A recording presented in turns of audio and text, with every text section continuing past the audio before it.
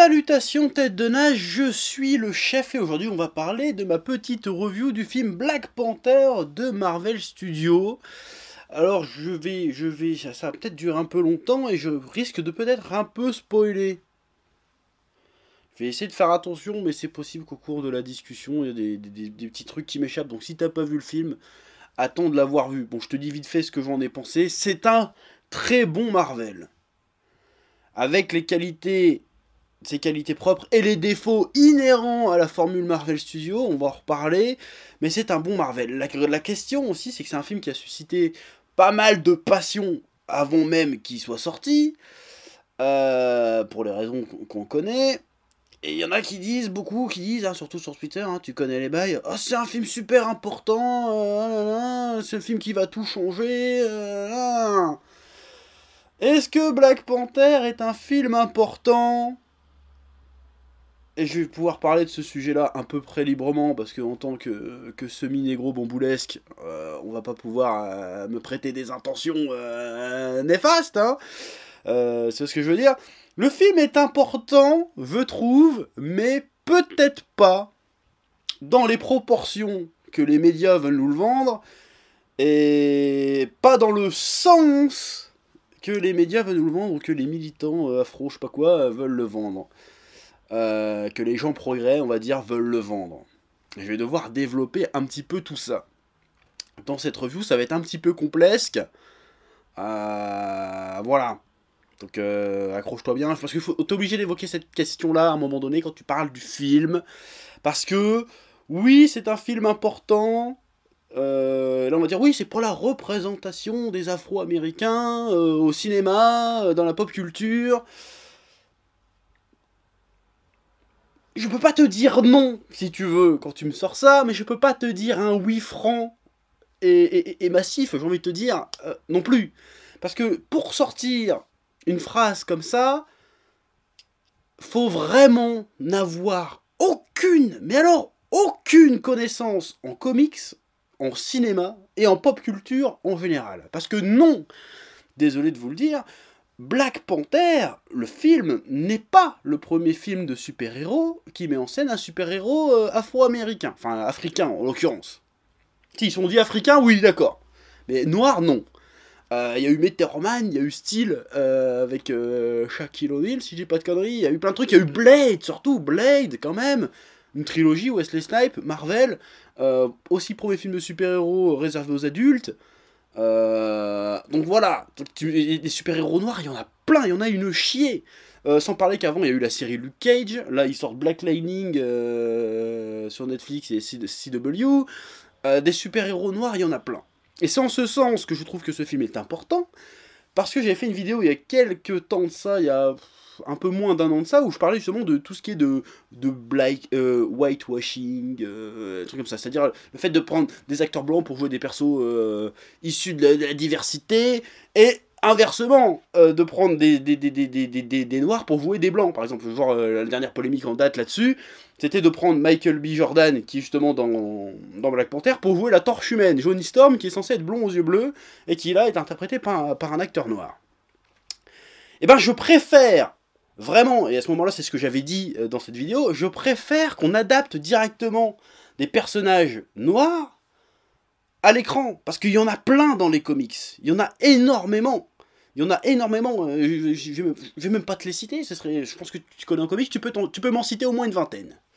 Hein, je préfère qu'on prenne un super-héros noir, et là pour le coup on a un des premiers super-héros noirs, si ce n'est le premier, si je dis pas, je suis pas sûr de l'info, donc je vais pas dire de conneries, qui se passe vraiment en Afrique, et qui puise dans la mythologie africaine, dans la culture africaine pour faire quelque chose. Je préfère qu'on adapte ce genre de héros-là à l'écran, plutôt qu'on nous fasse un semblant de progressisme en grimant des personnages blancs en noir, et vice-versa. Je préfère largement ça, je trouve ça beaucoup plus sain, beaucoup plus positif, beaucoup plus constructif, pour la pop culture, pour le cinéma de super-héros en général.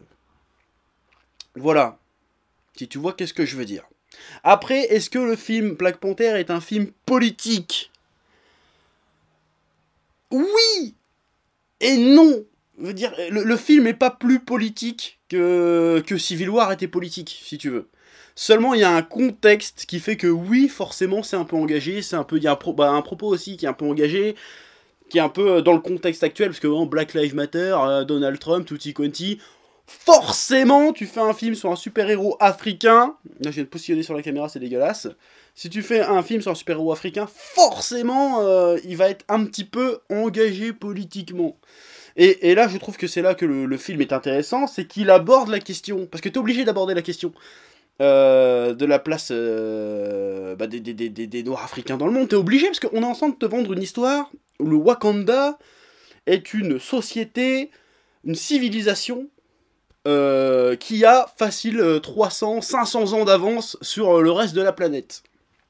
Donc, pour te faire croire au Wakanda, t'es obligé d'expliquer, putain, mais ils faisaient quoi pendant la colonisation, pendant l'esclavage, ces mecs-là? T'es obligé d'expliquer ce contexte-là, et de dire, il y a une nation en Afrique qui existe, qui est la plus puissante nation sur Terre, et elle a laissé faire toutes les horreurs. Bah, on parle pas que de ça, on parle pas que de l'esclavage, de la colonisation, on parle de la Seconde Guerre mondiale, la Première Guerre mondiale, on parle, je crois qu'on voit une petite allusion à Hiroshima dans le truc du début, ça parle de tous les maux de la Terre. Ces mecs-là auraient pu empêcher tout ça. Ils l'ont pas fait.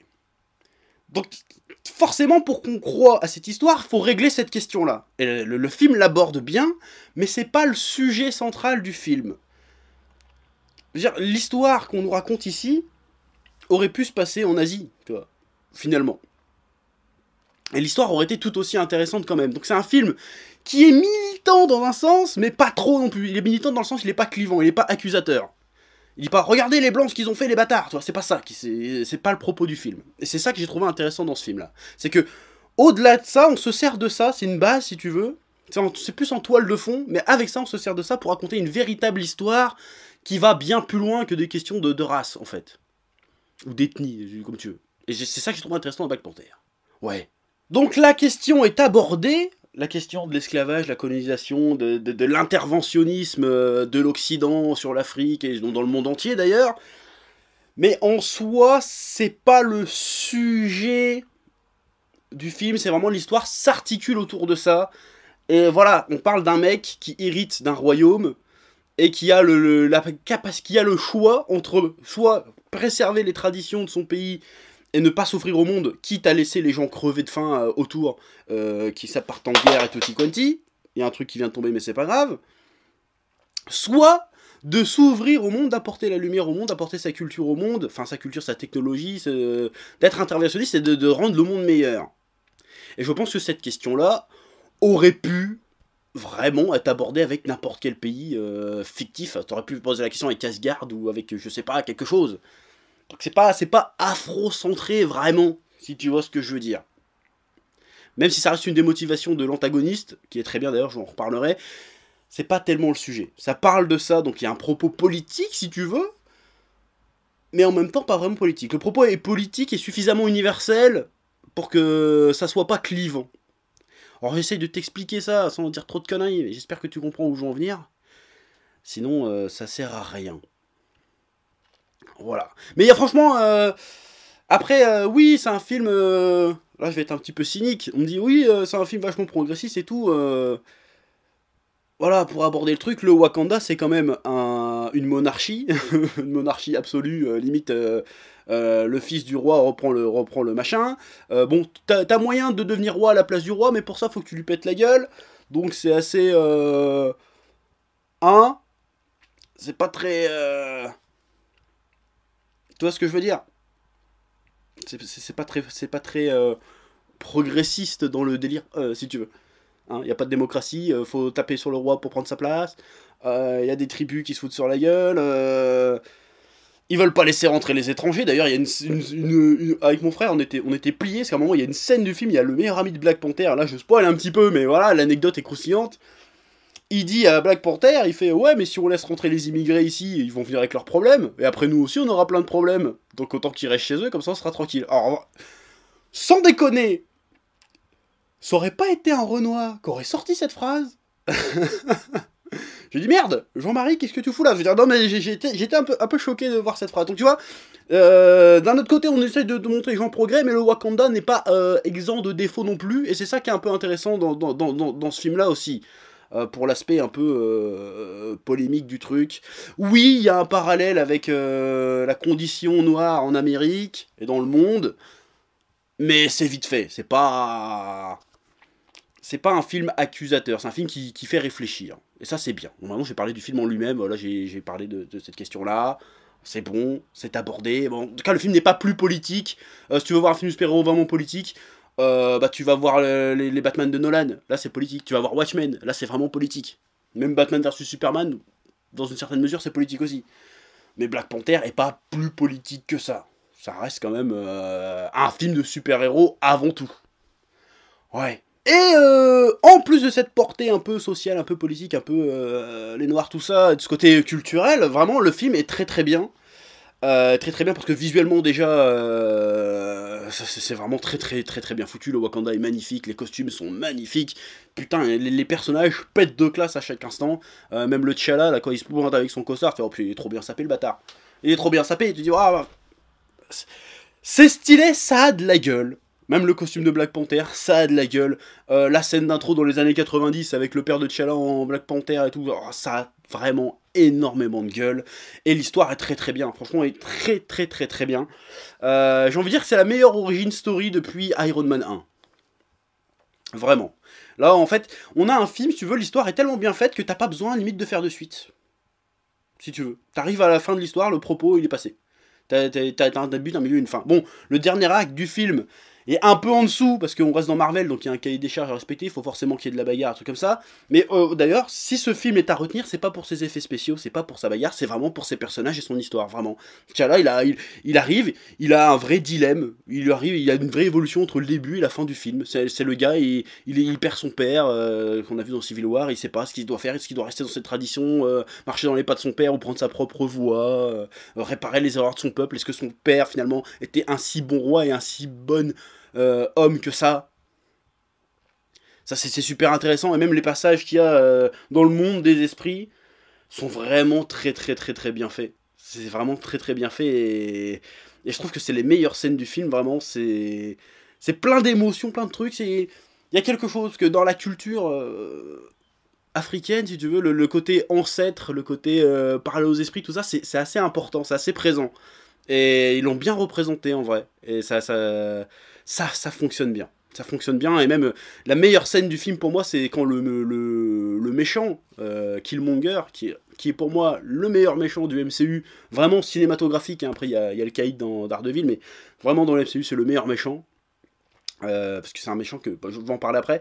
T'as une scène où il est dans le monde des esprits, où il parle à son père, et je trouve cette scène, elle est géniale. Elle est vraiment très très bien pensée, très très bien faite. Voilà, les musiques sont ouf. Les musiques sont ouf, les musiques tribales, les musiques un peu plus classiques, les musiques un peu plus modernes. La BO de Kendrick Lamar, c'est une dinguerie. C'est une dinguerie. Le film, artistiquement, que ça soit visuel, même dans la réalisation et même dans le jeu des acteurs, il est vraiment très très réussi. Après, il y a des petits défauts. Hein, comme je te le disais, le dernier arc, pas le dernier arc, le dernier acte, qui est un peu rushé et un peu naze. Les scènes d'action sont pas spécialement exceptionnelles en soi. J'ai trouvé, en tout cas j'ai pas été vraiment bluffé devant les scènes d'action, ni même devant les effets spéciaux, parce que des fois tu vois vraiment, putain, appuyer sur X pour faire... t'as l'impression que tu regardes un QTE, tu vois.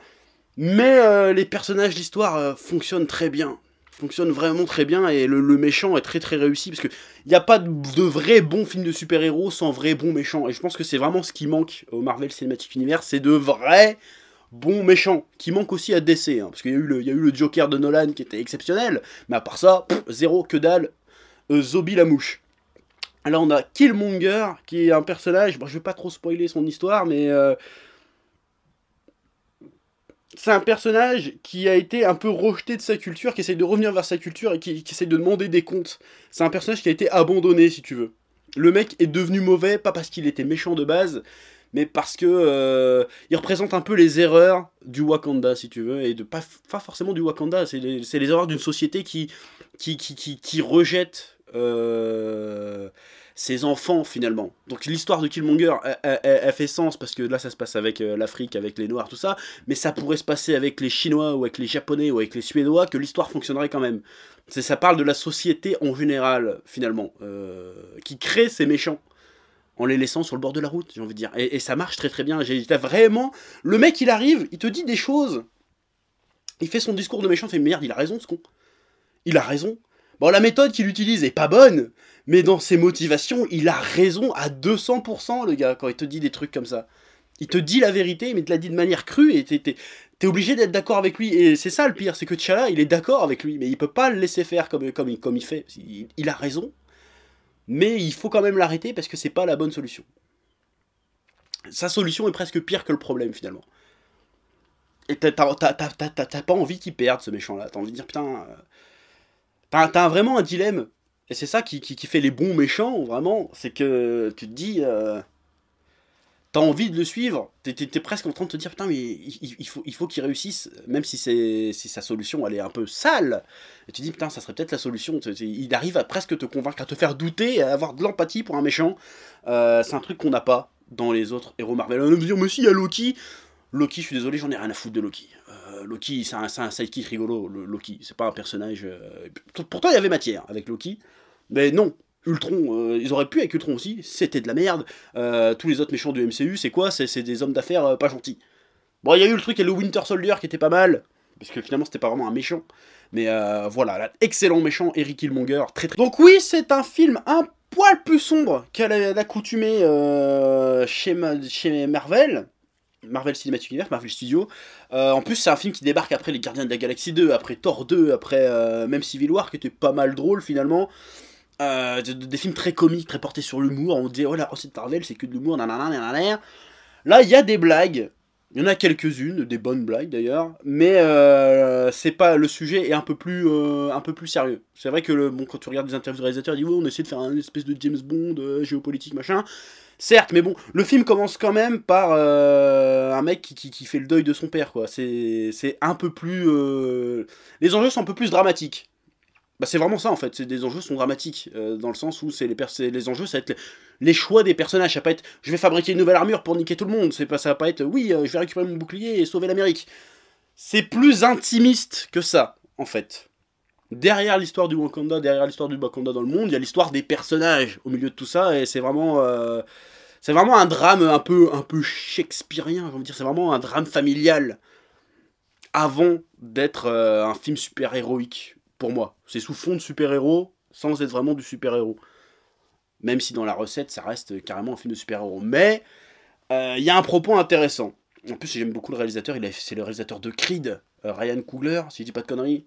Si vous n'avez pas vu Creed, regardez Creed, c'est un des meilleurs Rocky. C'est de la balle. Donc le film est plus sombre, mais c'est pas The Dark Knight, quoi. C'est... Disons qu'il fait sombre dans le paysage actuel des films de super-héros. Il est plus sombre qu'un Justice League. Voilà. Mais après, il est pas non plus tragique, si tu vois ce que je veux dire. Voilà. Et les personnages sont vraiment tous très bons, les personnages secondaires sont vraiment très très bien développés, il y a vraiment de vrais enjeux, il y a des subplots, j'ai envie de te dire, qui sont très intéressants. T'as la sœur de Black Panther qui a son petit arc narratif, t'as la copine de Black Panther qui a son petit arc narratif, t'as la générale qui a son petit arc narratif. Il y a une scène qui est vraiment très bien où elle est obligée de dire bah, je suis désolé, je peux pas vous suivre, j'ai mon devoir, je dois rester là, même si ça me casse les couilles. Je sers le Wakanda avant de servir T'Challa, tu vois. C'est très bien trouvé. Après, j'ai pas envie de trop de spoiler, donc j'ai pas trop de spoiler, mais en vrai, il y a des scènes très très bien. Après, il y a la question aussi, j'en ai un peu parlé en introduction, mais je vais en parler quand même, la question de le côté représentation. Bah, je suis un des mecs qui dit que la représentation à la base, et j'en ai déjà parlé dans une vidéo, c'est un peu des conneries. Donc, j'ai pas forcément besoin que le héros d'une histoire me ressemble pour m'identifier à lui, si tu veux. Mais le fait de voir un film de super-héros où les 3/4 du casting, on dirait tes cousins et tes cousines, ça fait quand même quelque chose. Faut bien avouer que voir un univers fictif avec des éléments qui te parlent dans ta culture personnelle, si tu veux, ça fait un petit quelque chose, ça fait plaisir. Ça fait plaisir. C'est un truc qu'on voit très rarement, finalement. Même s'il y a des films sur l'Afrique, il y en a, mais c'est plus pour parler de génocide ou de coup d'État, tu vois. Ou de deal de drogue dans les rues de je sais pas quoi. Là, c'est vraiment un film qui met en avant la mythologie africaine, les us et coutumes africains, comme ça, ça marche. Ça parle, finalement. Je pense que t'as pas besoin d'être noir pour appeler ces Black Panther, attention. Mais ça parle. Et en plus, franchement, quand je te dis qu'il y a la moitié du casting, on dirait des gens de ma famille, je déconne pas. La générale de Black Panther, là, c'est Michonne dans Walking Dead. Je m'en suis rendu compte après, tu vois. Je te jure, et c'est très bizarre à dire, mais on dirait ma daronne. On dirait ma mère. Tu regardes la tête qu'elle a, je fais, oh, bon, en plus athlétique, en plus jeune, bien évidemment. Mais c'est ma mère, ça fait flipper. C'est un peu flippant. Mais c'est cool de voir ce genre de truc. Même le truc avec le rapport à la famille, aux ancêtres, un truc que tu vois pas, parce que en général tu vois toujours la famille un peu chrétienne, genre oui, on va manger de la dinde de Thanksgiving, bidule chouette. Il y a un rapport à la famille différent chez les Noirs africains qu'il n'y a pas ou même chez les Antillais, qui est pas pareil chez les Blancs de Bretagne, toi par exemple. Et de voir ça à l'écran dans un film de super-héros, ça fait quand même quelque chose, mine de rien. Alors est-ce que ça va changer la face du cinéma de divertissement? Je ne sais pas.